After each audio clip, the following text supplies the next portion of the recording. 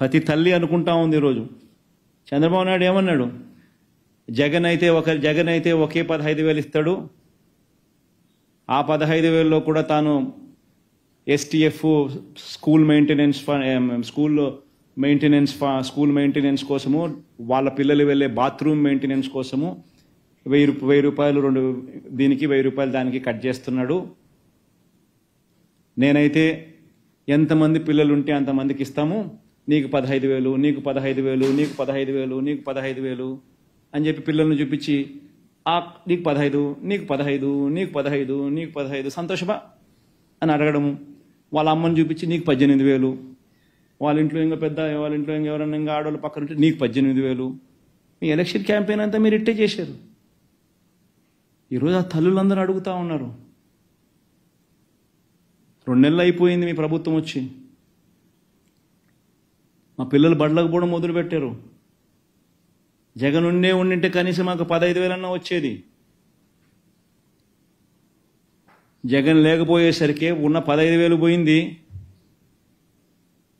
ఇస్తా ఉన్న 15,000 పోయింది. అమ్మఒడి అని పేరు మార్చి దానికి తల్లికి వందనం అని చెప్పి పేరు పెట్టారు. తల్లికి వందనం అని పేరు పెట్టినారు, ఆ తల్లికి శతకోపం పెడతా ఉన్నారు అని ప్రతి తల్లి ఈరోజు అడుగుతూ ఉంది. ఎంతమంది పిల్లలు ఉంటే అంతమందికి అని చెప్పి ఏకంగా ఎన్నికల మేనిఫెస్టోలో పెట్టి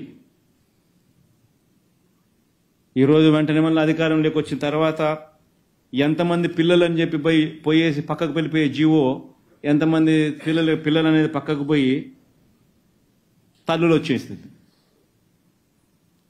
అక్కడ కూడా మళ్ళీ మోసం. పోనీ అదన్నా కానీ మళ్ళీ ఇస్తారంటే అది లేదు. 43 లక్షల మంది తల్లులకు ఎదురు చూస్తే 40 లక్షల మంది రాష్ట్రంలో 43 లక్షల మంది తల్లులకు వైఎస్ఆర్సీపీ ఇస్తే 84 లక్షల మంది పిల్లలకు మేలు జరుగుతూ ఉంది.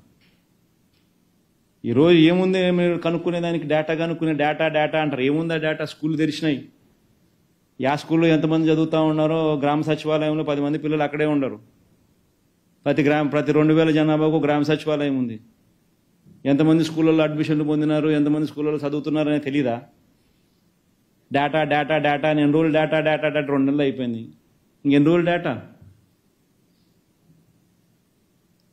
43 లక్షల మంది తల్లులు, 84 లక్షల మంది పిల్లలు. ఇది డేటా.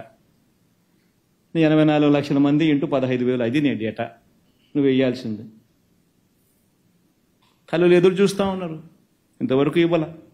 జగనే ఉంటే ఈ పాటికి వచ్చి ఉండేదని ప్రతి తల్లి మాట్లాడుతూ ఉంది ఈరోజు.